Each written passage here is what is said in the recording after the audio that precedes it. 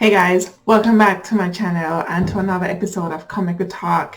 If you're new here, my name is Shanique and I make videos on personal development and personal growth. And sometimes, like today, it's an episode of Come Make We Talk. And this episode we'll be speaking with Notoya Blackwood, born in the Jamaican parish of Clarendon and raised in Spanish Town. She migrated to the United States when she was a teen. She studied business administration and is now a senior accountant by profession, CEO of her own jewelry line, Moderately You, a DIYer, and a realistic dreamer. She says that while some people were born with some form of spoon in their mouth, she was born with a twig. But she has planted that twig and has been slowly watching it grow. She firmly believes that no one owes you anything and we all have to work for what we want in life. Wow. If that's an indication of what's to come, I hope you stick around until the end of this video. But Notoya, come make we talk.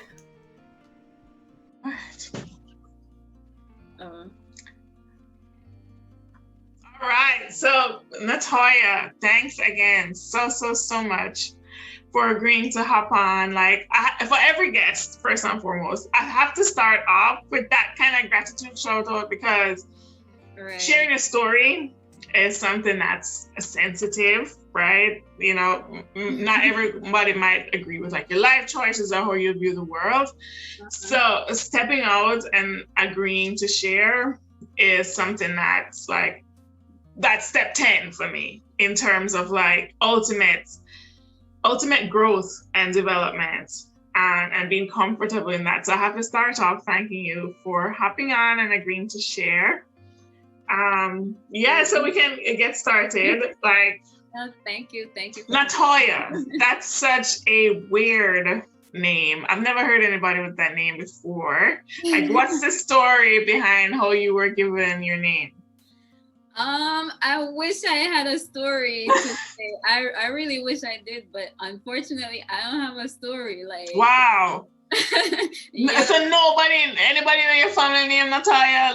Your mother just read it in a book? No, the only thing I could say is that I have an aunt too, and her name, they call her by her nickname, Natty. So I'm like, oh, maybe she got the name from Natty to Notoya. I mean, but Notoya, you have it the other way. So I don't know.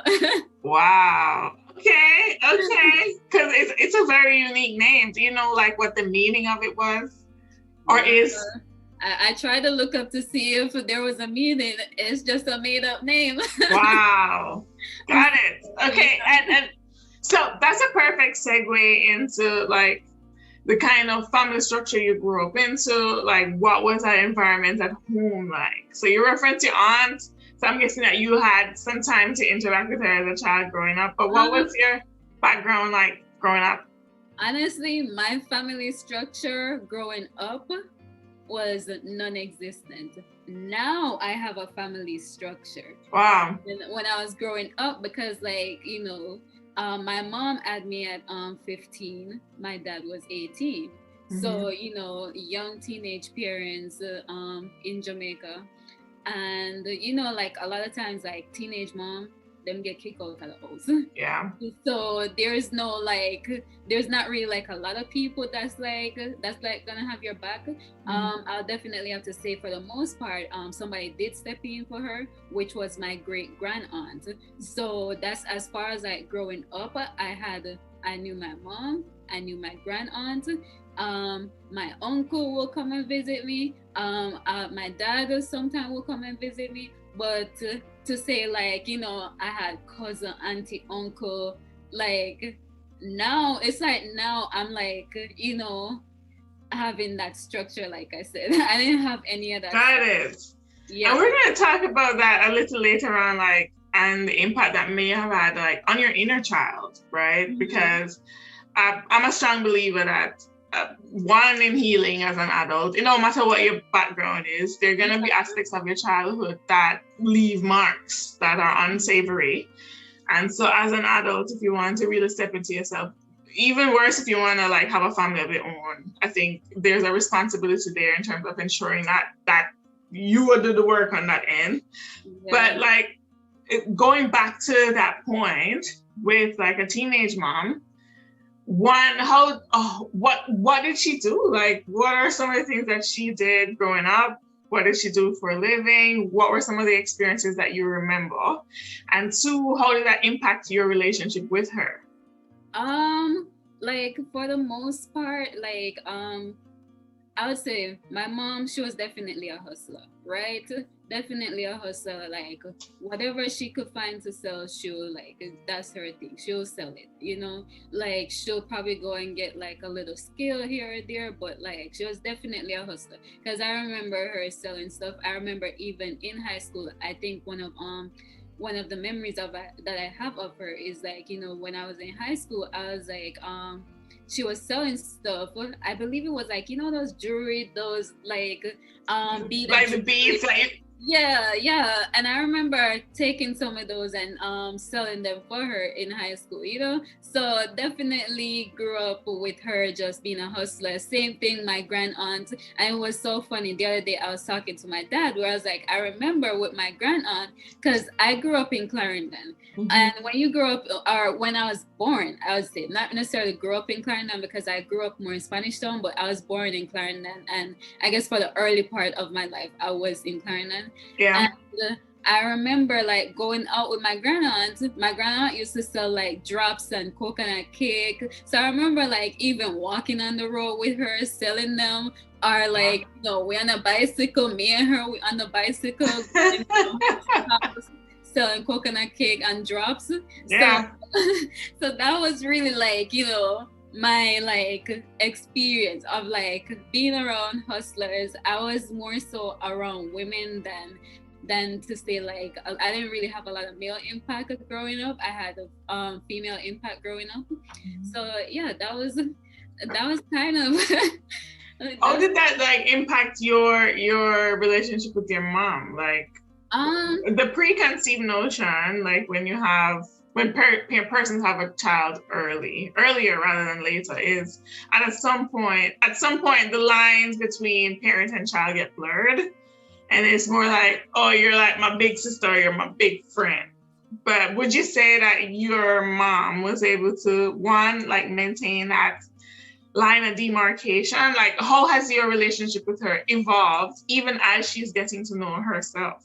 I think, you know, going back to like having a family structure or whatever, I didn't necessarily have like the best relationship with my mom, or even have like I knew that, okay, this is my mom. But to say like we had like, you know, some type of like bond or something, because at some point it was kind of like, okay, she had me, then, you know, my grand aunt kind of just took over raising me, and she was you know, elsewhere. So Right. I didn't, and you know, like she'll come visit and all that stuff, but like I didn't really have like that closeness with her. If anything, my family structure overall was like, I would say like my family is not necessarily my blood family, because at some point when I moved to Spanish Town, it was kind of because like one of the conversation that my mom was having with her pastor was like, oh, I know this family that could take care of her because she can't really take care of me. I mean, she's young, then she had my sister afterwards, like 2 years later. So it's like, it's a lot for still, you know, you're still in your teens trying to figure that out. So I had a family in Spanish Town that kind of just took me in, and they just became my family right there. So that was where I guess too I started to see kind of a family structure, because they never treated me less than like, Wow. I'm just that person that they're taking care of. Even to this day, like, oh yeah, that's my cousin, that's my aunt, this is my niece, this is my daughter. So I never felt like, oh, this is not my family. Even though we're not biologically blood, they're still my family. Wow. Okay. So at what age did you move from Clarendon to Spanish Town? Around like 7, around 6, 7. So you would have finished like much of primary school, like the latter part of primary school or prep school, and then go into high school. I finished or at least like, because again, you know, young mom, like my I guess growing up overall, like for me, my story growing up was not like the typical traditional, you know, growing up, because I didn't really start going to school until I moved to Spanish Town. You know, like I was kind of like in another school, but Got like it. I didn't really have like that stable environment growing up. Yeah. So Spanish Town, like I remember when I moved to Spanish Town and I was living in Spanish Town, and we had like one of the other ladies in the house that was taking care of me at the time. It was like, okay, you gotta catch up, you gotta learn these things now. You're going to primary Brain under school. pressure. Yes, like you know, and you know, like when you in primary school, like spelling bee and all of that stuff, and you know, like I had to learn how to spell, learn how to do my multiple choice. So it's like a lot of catching up that I had to do. Oh yeah. Oh, my cat. He wanted to make an appearance. Wow. Okay. So we're catching up. We change of environment. We have moved to Spanish Town. We're catching up. Right. We're learning first grade, second grade, third grade in like 1 year.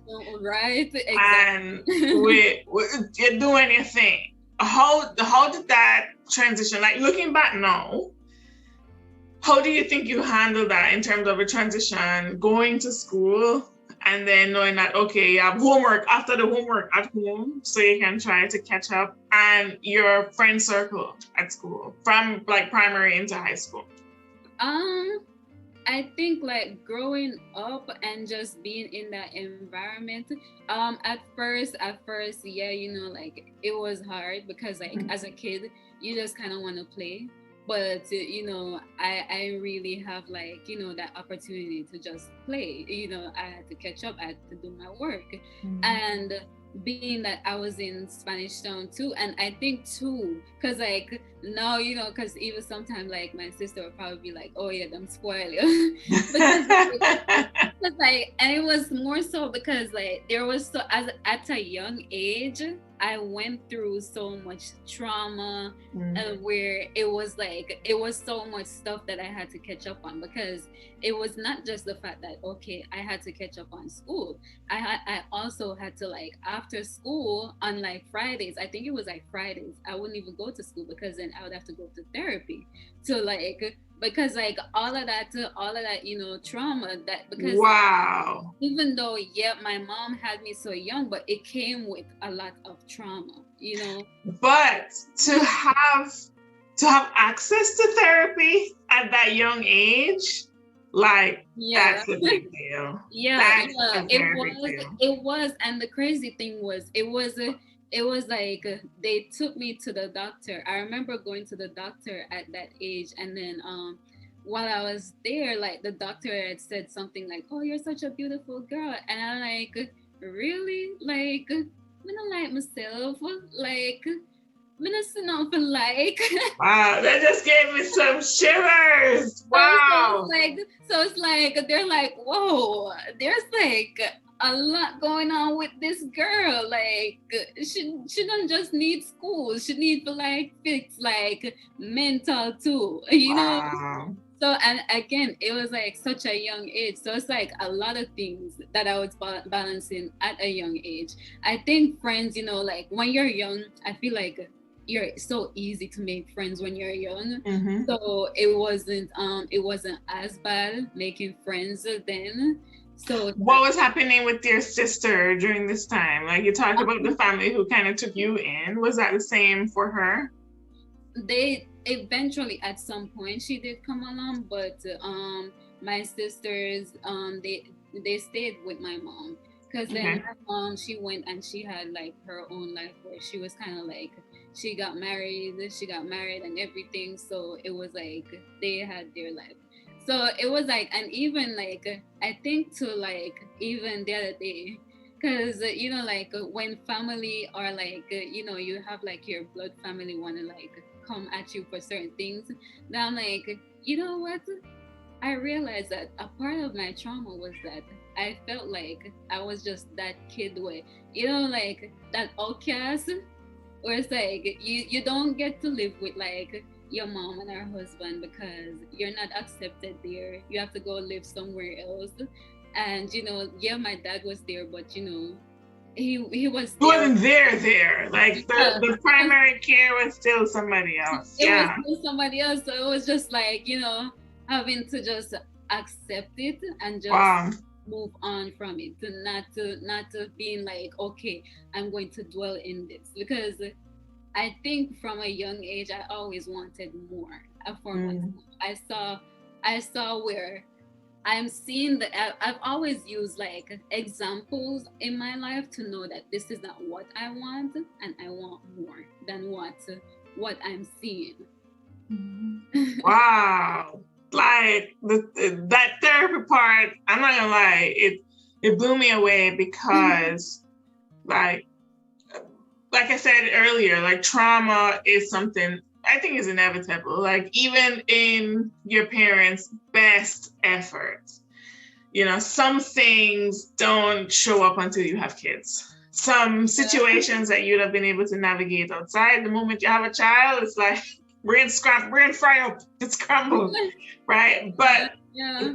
to have people around you who not only took the initiative to get you to the aid, but to follow through on that, like that set it up big time for a successful like life. Like just to deal with that. Like there's so many people walking around right now, like big people, where they haven't gotten a chance to explore the things that they weren't comfortable with as a child, as an adult, and then you're walking around with the pressure and the responsibility of being an adult and getting a job and adulting. Like they're just like one breath away from losing it.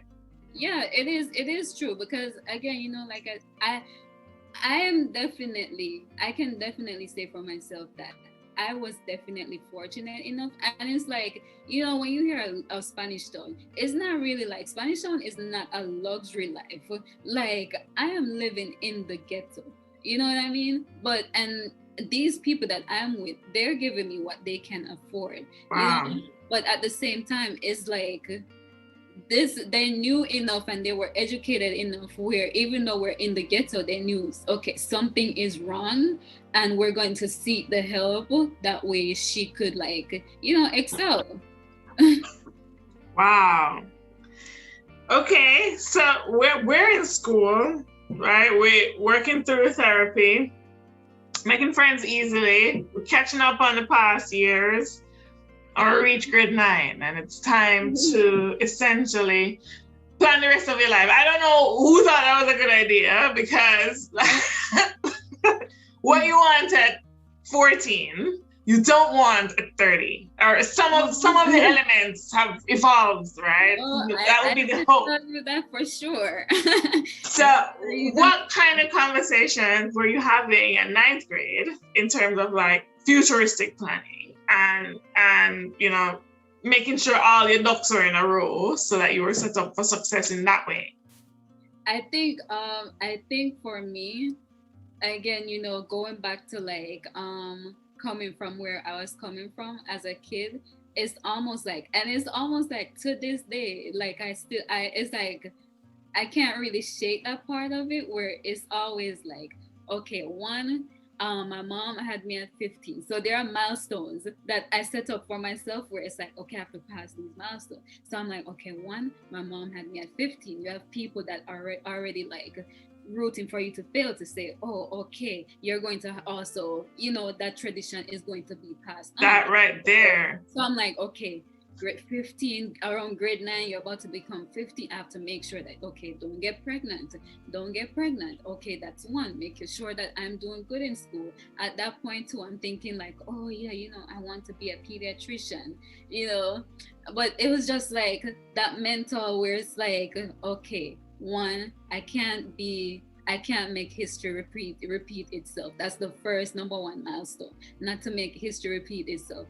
Two is like, I see the struggle that my mom went through and I don't want that struggle for myself. So it's mentally always keeping that in my head, like regardless of whatever, I need to make it. Like, may I live in a Spanish town? Spanish Town is not going to be me for the rest of my life.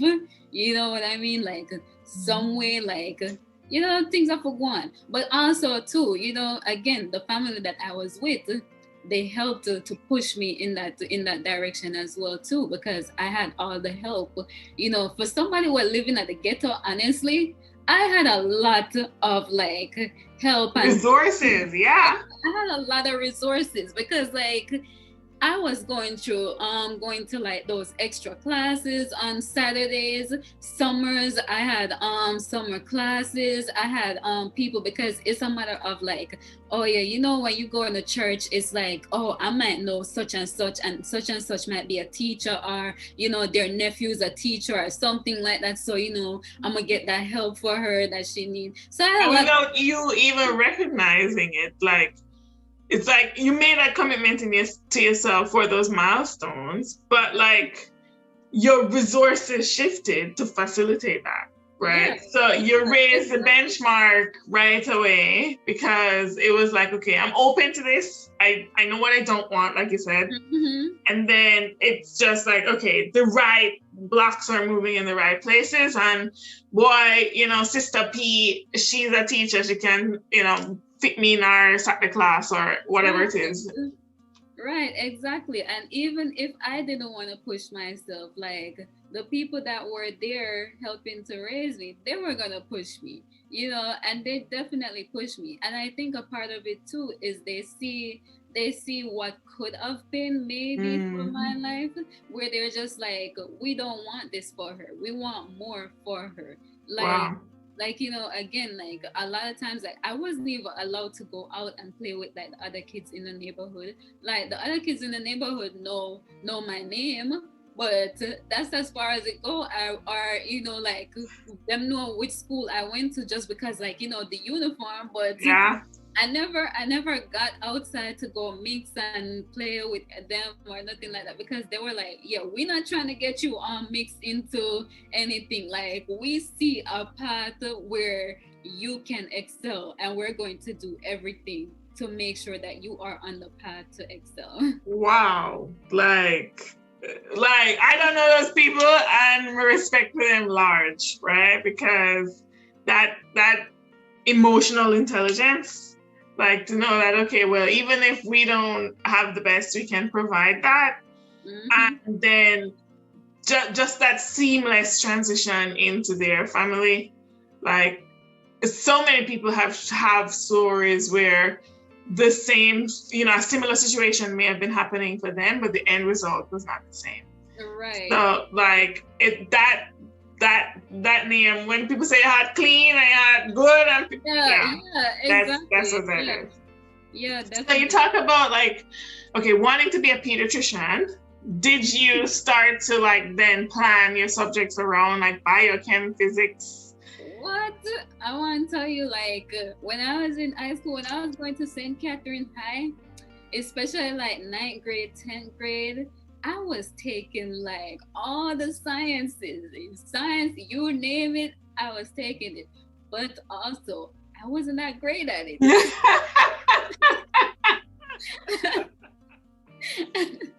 But it was just like, I'm like, well, this is it. This is what I want to do. So I'm gonna push myself to do it. But I was definitely taking it. And then I moved to the US around like, I think around 16. That's when I moved to the US. And to live with my dad. And when I moved here, you know, it was like that transition again of going to high school. And I think in my last year of high school, I was like, you know what? Before I make a commitment to say pediatrician is what I want to become, let me just take at least one business class, just one. And I took that one business class, and that one business class changed everything for me. Where I was like, yep, pediatrician, nope. You know, the being Jamaican and growing up, like with our generation at least, like initially nobody wanted to hear when you talk about career aspirations.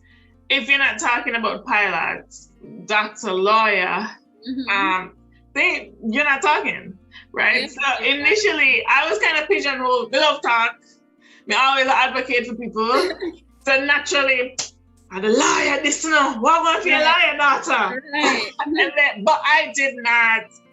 I didn't necessarily see that for myself in that way. I don't know, for whatever reason I wasn't drawn to it.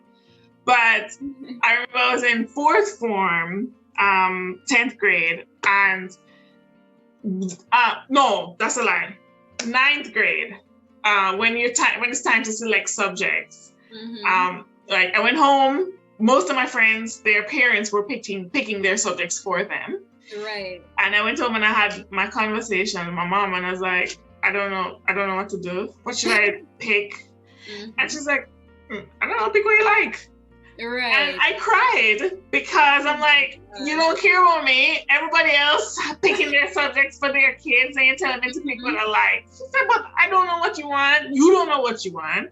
Right. Just pick right now what you're good at. And if it so happened to blossom into a career, then great. If not, then they can pick something else. Right. But see, at least you had like that luxury where you had somebody that was like, pick what you want, what you like. You know, that is for sure. Because like, you know, being again Jamaican, like your parents, and it's kind of like the same thing that I have younger siblings on my dad's side, where you know, it's kind of like my sister, she's about to graduate soon, and she's in that stress of like, well, I don't necessarily want to do this, but this is what they want, because it's kind of like to say like, oh yeah, what they want. Yeah, exactly. And it's just like to show off for that namesake, to be like, oh yeah, my daughter a doctor, my daughter a lawyer. I can write a book about that. Yeah, but you know, I'm happy that you like want to take a chance on yourself to say, all right, you know what, let me not close the door and anything. Like there's so much that I don't know. And maybe a shift in location maybe attributed to that a little, because you'd have been hearing other people talking about other things, different backgrounds. But like, okay, you take the business class, you got hooked on accounting. Yeah, and to be honest too, because like, so one of the things was, right, because like, I don't know, like when I was in Jamaica and I was doing the sciences, to me it was kind of boring. And I remember like people that were doing accounting classes, like they were always so excited. And no, like we used to jealous. I'm always jealous. Like I'm just like the excitement that you just hear them talking about these projects that they're doing, and I'll just be like, not about me, just learn about like physics, I don't know nothing about it. When you have to buy your ledger and your journal, you know. Like by the time you reach school and you're taking out these special books, like you're so accustomed to lab work, right? You've seen everybody doing your lab. By the time you take out your ledger, everybody's like, what kind of book is that? Like, that's a journal.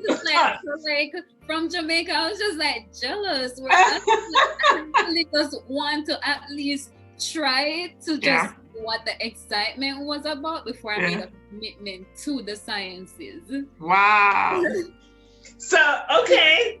So we take the path, take the plunge, decide to follow through on business, more specifically accounting. And you know, so to be honest, I don't know, like I feel like I just kind of live this life of just like trying something, because like I just knew when I did my business class in high school, right? I was like, okay, I don't really have time to really like dig deep into like what in business, because literally I'm soon graduate. So I was just like, I want to be a manager. Don't know what kind of manager, but I'm going to do business because I want to be a manager. I want to be a boss. Hey, so I just did like a general business degree, and like most of the focus was kind of like around accounting, because I like numbers. And then when I graduated, like it just kind of, accounting just kind of over the years just kind of fell into my lap. But it wasn't like I was pursuing a degree in accounting. It just here you go. I can relate to a part of that story. So like we talk about the conversation I had with my mom. And then the mix of subjects that I picked, honestly, like, you know how people, not science is people, you know, that, okay, you're picking physics, bio, chem, IT. You're a science person. If you have like literature, international relations, biz law, then you're an arts person. If you have like geo, history, then you're you know, a different person. You could kind of classify what people were gonna do. Yeah. Human and social bio, IT, accounts, foods, geo, history, literature. Look, I felt like I understood the assignments. My mother told me to pick what I like, and I picked what I like. You did pick what you like. And so my first accounting class, I think a lot of it had to do with like my teacher at the time, Kayasha. Right. How she introduced that. And it's a new concept, like you're growing up hearing maths and English and all the other subjects, but nobody really talked about like principles of business or principles of accounting. Right. And then I was always doing like math competitions growing up. So numbers wasn't like, me love math. Like if me get an A- in math, me ball. Right. So by the time accounting hit, that was a no-brainer. And then it just like continued like that. So I can relate to that aspect of your story in terms of like, okay, well, I never really signed up for this. Like, I never know what it was about. It was a matter of curiosity, like just pick something new. Right. And then it just took off from there, and breathed a life of its own. Yeah, got it. Definitely. Like, it was just like, you know, trial and error, and just like, you know, it's kind of like one of those things where you apply for a job, you be as confident as you can, even if you aren't that confident in it. And, you know, I'm just like, well, I'll figure it out as I go. And it's like, it's still a figuring out as I go. So that's a perfect segue, like, into what I wanted to talk about next, right? Mm-hmm. So I see you as like a parallelpreneur. Like you have your 9 to 5 or your main squeeze, but you have such a huge online presence in terms of like other aspects of yourself that you feature. Let's talk a little bit about that, like Moderately You, the brand, what was the inspiration or the impetus behind you wanting to create that brand, and you know how that journey has been going for you. Well, it's a journey. It's entrepreneur going into it saying that you're going to have a business. It's not the easiest. Like, it's definitely a journey. Yeah, it's definitely a journey. Like sometimes it does you know, mentally it can wear on you. Mm-hmm. But you know how I kind of like created it was, you know, more so conceptualized in the fact that, you know, when I talk about like the people that raised me, they're mainly females, right? And one of the things that I definitely took away from, like, you know, growing up and everything was that no matter how stressed out you are, you're having a bad day or whatever, always put yourself together. Like, you don't have to wear the stress, you know what I mean? So it was kind of like, you know, I like having women that are strong, empowered, and women just that are like, you know, no matter what, you still need to look good. And, you know, a simple thing as just like, you know, putting on some jewelry, whatever I could do to help enhance like you feeling good about yourself, about how you look, even if it's just like you just going outside for a little bit, you could put on like a little necklace and feel cute or whatever. So it's just having that where, you know, and it's also about having something that is affordable, it's good quality, and it's not going to break the bank. Because I do feel like just because something is like a good quality, that doesn't mean that it needs to cost a arm and a leg. You know what I mean? So I wanted everybody I wanted it to be affordable where everybody could afford it. I wanted it to just have something, because a part of the brand is complete in the look. completing the look of any outfit, completing the look of how you might feel that day. Just putting something on just to make yourself feel a little bit better. You raised something that I didn't learn until I was in college. Like, me, I am an emotional person. Mm-hmm. And if I'm upset, everybody gonna know that I'm upset. But also that means if I'm happy, everybody gonna know.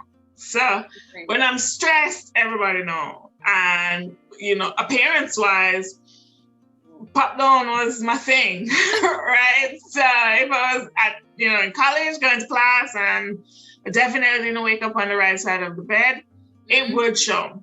And one day, a friend of mine who, like, when we were having a heart-to-heart, like, I really got a slap in the face, and I was like, but, like, compared to what she's going through, first of all, she don't look it. Right. And second of all, like, this is like baby food compared to what she had to deal with. Like, she said, and she said something to me that never left me. And it was just the opposite of how you feel on those days. Yeah. So I don't always make it. I put it out there.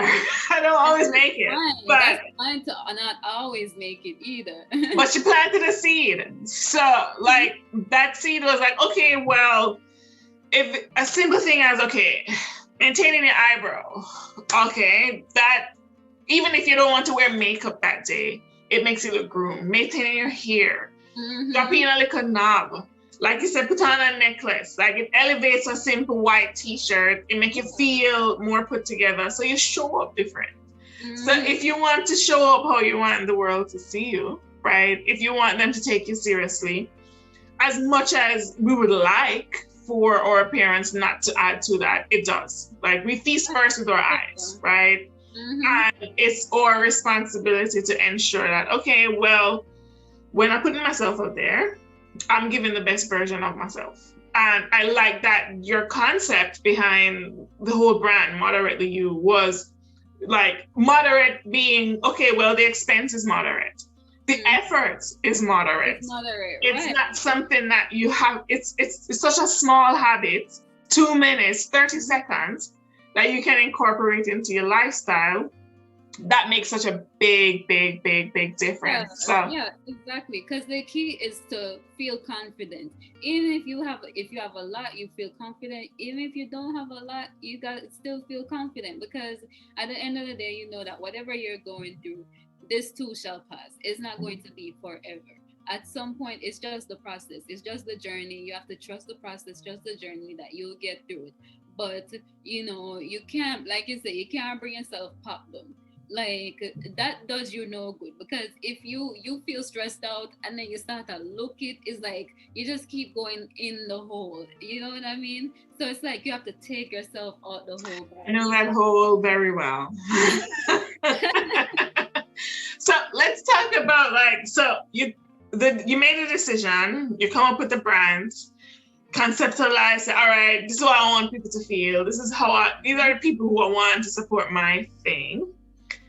What were some of the challenges? Like, yes, you have grown up with a community of mountain movers, right? You have strong women, they're hustlers, you see them in business. So that was a baseline for you. Entrepreneurship wasn't something that was foreign, but there is a difference when you start doing things for yourself, like things that you wouldn't be sensitive about when you're doing other people's work. You're sensitive about it because it's your business. And because of that investment, it's like, it's easy to make small mistakes. It's easy to not have seen this. It's easy to overestimate. What was your approach in terms of planning and, acquiring your business partners in terms of people who would help to provide, the materials that you need in order to make this business a thing? And two, like, what has that maintenance been for you over the time that you're in business to say, all right, well, I'm committed to this. This is a milestone that I have. But in order to maintain the success, these are the things I need to do. Right. So one, it's a lot of things. One, it was something that was in the planning for like quite some time, and I think one of the big push was like I get fired often, somewhat often. Oh my So it's like one of those things where it's like, well, I need to go into business for myself. That way, the only person that can fire me is me. God.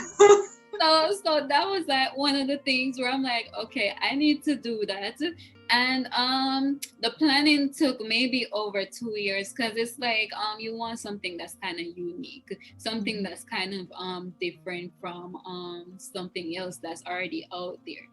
I mean, I'm not inventing the wheel from scratch, but just trying to make it different in somewhat way. And a new color, yeah. Yeah, so the planning definitely did took some time, and then everything is just all me. So financing is all me, and it is a business where I actually need to finance it because it's products that I'm selling, it's not service. So making sure having that finances to do it, it can be challenging sometimes doing that, but it's one of those things where I'm like, okay, if I believe in myself, then let's do it. So those are some of the things, and then having people around you that are gonna push you and just say, you know what, even on your worst day, to just push you to be like, you can do it, go, don't stop, even if nothing not sell this month, just keep doing it.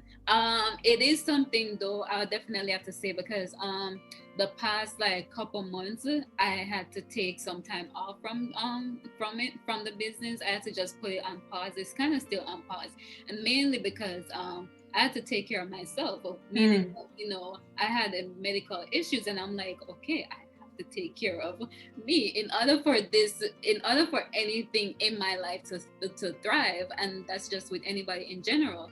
In order for you to thrive, you have to take care of yourself. So I had to put myself first and take care of myself, and I'm like, okay, I'm now starting to get back into the groove of things again. So when I'm good and ready, and it's also in the planning process again to like, okay, when the business come back, it's like, okay, I gotta come stronger, I gotta come harder. So the planning, there's a lot of planning that I have to do around it, and to for when it starts back again. Wow. Okay. So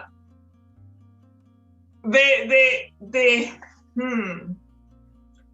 I want to talk a little bit more about like that, dive a little deeper into that like journey of your entrepreneurial venture, because I feel like not many people celebrate the process. Like we always hear like trust the process, and we always see like that imagery, especially with someone who has crossed the finish line, or you're at the top of the mountain and then you have the thing showing like the tip of the iceberg, which is what people see, and then everything else that come underneath it. Yeah. Particularly around around a support. I want to go in a little bit deeper on that and talk around, okay, one, how did you kind of like map out what you needed? So yes, much of the business acumen you'd have had because you went to school, like the framework, the theoretical part of it, right? And then you spend your 2 years developing the concept. But how did you feel now that your business is live, right? Has been live, but go back to that initial point. And what was that support like for like friends or family when it was time to really push the business out? The support, like my immediate family, like the support was good. Like my dad's like, okay, I gotta tell everybody I know about it. All the female, like my stepmom, she buying stuff and then she telling people that she know. So it's definitely been a good push, especially when it started, because it's like you have this, it's almost like birthing a child, right? Where it's like you're anticipating this thing, anticipating it, now it's finally live, so it's almost like, wow, I gave birth to this. So and then the next part is like, okay, now I need customers. But what were some of the challenges that you faced, if you could think of like 2 scenarios? I mean, I could tell you like a mountain of challenges, but like one, it's a new venture. I've never done this before. You're trying stuff for the first time. So like even just vendors on its own, not everything, you see something online, but then when you get it, it might be faulty. And it's like, you don't want to be selling faulty products. So it's like, now you're stuck with a bad batch of stuff. Remember, I'm the one that's financing it. So, like, it's gonna piss you, because one thing, especially us business people, we don't like losing money. I mean, people in general don't like losing money, but we're counting each money and we're putting it on the balance sheet and everything. And the math has to math, okay? The math was not matted. So it's like, it would upset me when I get like bad batch of stuff, because then it's like, okay, now I have to go back, maybe try a new vendor, because this vendor is not working. So like, that's one challenge. You're financing it, and then it's like you feel like you're wasting money because you're getting faulty stuff. And then 2, you keep, and I think this is another big part of it too, social media sometimes can make you not be great, because then you compare yourself to like people that are achieving and excelling, and then you start to doubt yourself and be like, oh, but my stuff, it not thrive like how them a thrive. Especially like I would see a lot of influencers where they're putting out these things, where they're these packages where they're like, oh, look at all these packages. Oh, the package layout on the floor. Yes. Layout on the floor, and me just look on like a 1 package or a 2 package. And I'm like, why am I even doing this? So you compare yourself, and I think maybe the biggest challenge is comparing myself. Okay. Always compare myself, especially when I go on social media. It's like, it stressed me out, because then it's like, I'm just like, maybe I just don't have it in me. Maybe like this is just not for me. But it's also like, my social media following compared to these people is so much more. You know what I mean? And it's just like their marketing is kind of different from my marketing, and also like, I don't have that big reach that they have, and it's just a matter of keep working on it, and just even partnering with people. And even like, our mutual friend Peter Gay, right? That's how we kind of even got connected again, even more, because like sometimes you have your high school friend, they're there, and you're just like, yeah, they're there. But yeah, it's more of cheering from the sidelines. I really want to talk to you every day, but exactly. But I then, see you, girl. When she started to do her business, and I was already doing mine, so we'd connect then, and would and then like sometimes she'll be like, even though I have it on pause, and she'll be like, oh, when you coming back, or okay, after you do surgery you have to come back. So like, even like things like that, and knowing that, okay, it's another person that's in business too, so they kind of understand like the feeling of that. It kind of helps too, so you don't feel like you're alone in it by yourself. So yeah. What if any are your thoughts around like failing out loud? Like, you talk about comparison being there, and we need to get to like what kind of strategies you have put in place to help to maintain a healthy mindset around like using social media and promoting your business and avoiding that. But before we get to that, like, is that something that you wrestle with? Like, it's one thing to fail in private, so you can take a L and go lick your wounds and come back. But does the idea of failing out loud, especially in those seasons where, okay, well, this whole week passed and I don't get an order, is that something that you think about? Yes, but I think I don't really make failing out loud bother me that much, because I feel like, when you failed a lot throughout your journey through life, it's like you start to see where, okay, failure is a part of the journey.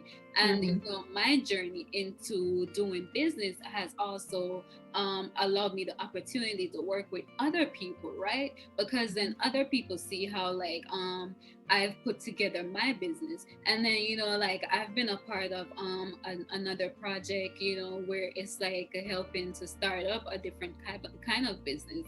So I've been on projects where I've been consulting just because of having that experience. So, even to say like, oh yeah, I'm a failure, but then, it's kind of like looking at the bigger picture, where it's like, well, this kind of has given me the opportunity to do something else in that area still. So is it really failing if you're Mm. still excelling in other Mm. ways? It's just And how does that translate into like tangible things that you now do, whether it's two or three? That's like, okay, this is my social media hygiene routine mm, that helps to ensure that, okay, I'm not overwhelming myself with the performance of other businesses, and I'm putting on that like tunnel vision. um I would say for me, the most tangible thing is to see the money. so so I guess the like, if I can help out another team on another project, and I could see where it's like, okay, I'm being profitable, then it's like, yep. I'm good. That part of the business ain't making money, but there's another part that's making money, so I'm good. So mentally I can be at rest. Wow. Okay, got it. So earlier in the conversation, you talked about not having history repeat itself, right? And making that promise to yourself, a commitment that, you know what, I'm gonna do what it takes to ensure that in all the factors that I can see right now, I have a place in my mind that's like, okay, this is not what I want, and so I can go for more. It with your relationship with your family now, like you talked about it earlier in terms of like how it has no transitions and more of a traditional structure. Mhm. Like, how has that improvement felt? Considering that, okay, well, you everybody's growing, have a different worldview, you have some life experience behind it. Mhm. What has that feeling been like? It's been a good feeling. It's been one of those things where you learn to accept certain things that you cannot change, right? On my mom's side of family, I don't have a relationship with them. I don't really know them like that, And it's just like at this point, it's like I'm accepting of it, just because I've been afforded so much other people in my life.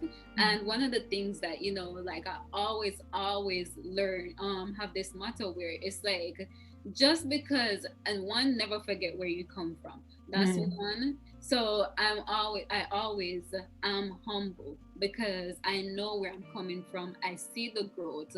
And then also making sure that, okay, I know where I'm coming from, have the goal of where I want to be, making sure that, even if I make mistakes, it's okay. Like, I'm not gonna beat myself up. But same thing with the business. If it doesn't work out how I want it to work out, if I didn't try, I wouldn't have known that, okay, I would have failed. Failure, you learn from your fails. So it's just like one of those things where you just have to take it when you're going through life. Mhm. So it's definitely been a good feeling.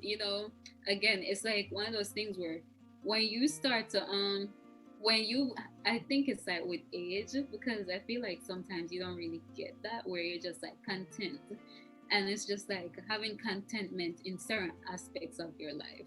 And that's just where I'm at. That's where peace comes from. Yeah. Like knowing that, okay, look,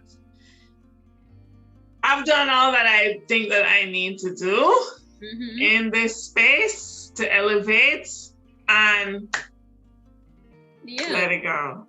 Yeah. And the moment you're able to kind of replicate that, like the first time it happened, you probably don't even know, like, how will it get that feeling? And then with age and maturity and experiences and emotional growth and doing that deep dive on yourself and have that introspection be something that's constant, then you kind of figure out, like, you're figuring out a machine from the inside out and all the little nooks and crannies. And then you're like, okay, well, this is how I do that. No problem. Yeah, exactly. Let me replicate that. Exactly. And you know, like even just say, you know, be content. You know, I want to make it clear that, you know, okay, you're content. When you have contentment, it's not that you're gonna have contentment with every aspect of your life, because there are certain aspects where you cannot change, but then there are certain parts that you can change. And I mean, like, even the parts that you cannot change, it's more so that you probably just telling yourself that, oh yeah, I can't change it. It's just a matter of having peace with it and just say, you know what, I'm just gonna let that rest. But don't be content on your goals. Don't be content on, like, oh yeah, I didn't excel here, so I'm just going to be content and take the L and just live with it. No, you take the L, you learn from the L. No, you draw up another map, take another. There's always a different road. Like, you trying to get straight down the road, you can go sideways, you can cut cross, you can run. Like, there's so much other parts to it. You know what I mean? So just because you didn't get there the first place, that don't mean that you should just be content with it. I love that. I love that. And as we wrap up, like, I feel like it always just pass and just run off.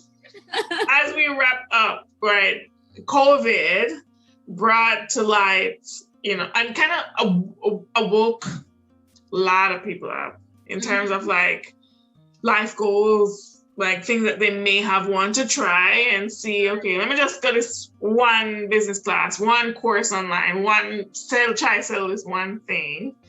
And many people are in that phase where they're just trying to figure that out. Right. That 2-year planning phase. Most people right now don't want to wait 2 years. They want to go on social media and try to make it tomorrow.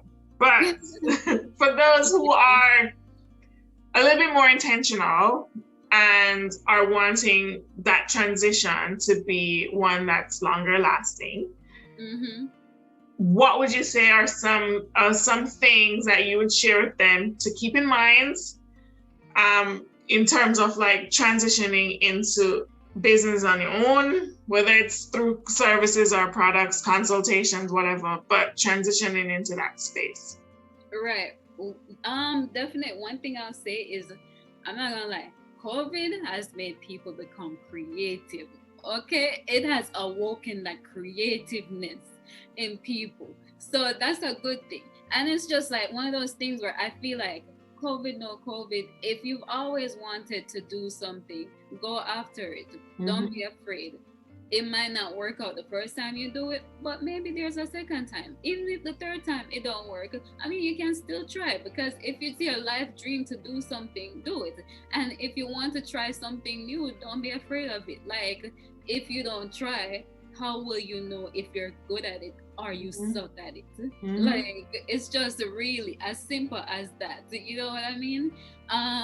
Do your research. If you're trying to get into something where you're not so sure about, do your research and, like, connect with people. That's a part of what social media is there for. Try to connect with people. If again, you know, you think that, oh yeah, you know, I don't know how this person might react if I reach out to them.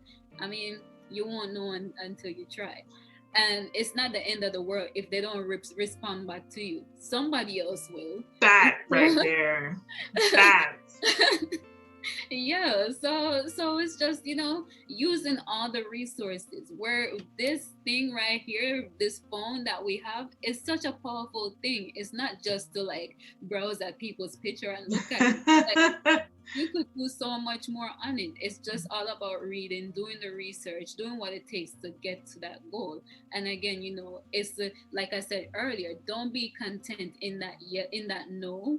Don't be content in that failure. Don't be content in that rejection. Rejection is a part of life. It's the cornerstone of life. I mean, I can't tell you how many times I failed and rejected in so many aspects of life. And, if I had just given up, but then again, too, I think one of the reasons why I don't give up is because, like, if a job reject me, I'm like, okay, I need a place to live. Like, I need, You have to figure it out. Yeah, so I have to figure it out. So it's like you'll figure it out, and then it's good when you have support system around you. Find support in like anything. It doesn't necessarily have to be your parents or your family. It could even be friends. Just find that support, that person that will help push you. So yeah. So right now, you talked earlier about, okay, well, business is on life support right now until I get myself back together and have reimagined my strategy. But is there a timeline that you have in mind to say, okay, well, I want to get things up and running by this date so that people who are watching this can, one, line up their money together, right? But to know when that they, can explore your page, explore your products. So the goal is to now be, because at first I was like, oh, summertime, but summer is almost over anyways, and I'm just like starting to feel like myself again. So November during Black Friday and holidays, Christmas is just around the corner, believe it or not. So just around 4 months away at the time of this recording. Exactly. So the holidays definitely when I'll be live. So holidays, and then right around the corner it's gonna be Valentine's again. All of those holidays, start saving your coins for my business, for my jewelry and handbags. Nice. And I'll leave all the links to your spaces in the description so that people can peruse. If they need to join the waiting list and wait until you come back, they are able to do that. Notoya, thank you so much for sharing your story, for being so open and transparent about like some of those challenges. And I know that even then, like, we could talk for hours and delve into different aspects and find gems really in terms of how you've been able to navigate your own journey. But I really appreciate you being willing to share. And I know that like so many people, like, they might not comment on the video, but they get so much DMs when I post videos, because you'd be surprised. Sometimes you'll be walking around feeling like nobody else feels this way. And then you hear a story and you're like, that's how I feel. I've never heard it said that way before. So right, yeah, man. Every time you share that story, trust me, if it's at least one person who has heard it, who has felt some kind of peace within themselves, feeling like they're not alone, it's helpful. I really, really appreciate that. Yeah, thank you. For you. everybody else, this episode of Comic with Talk has been one that was phenomenal. And until the next one, talk soon.